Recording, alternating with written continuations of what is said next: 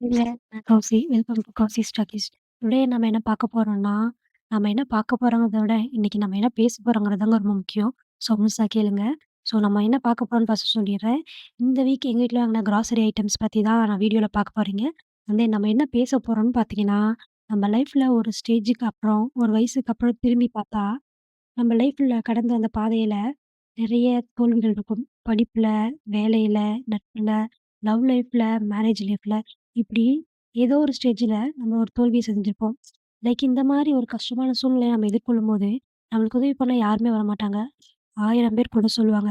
100 பேர் குத்தி காட்டுவாங்க.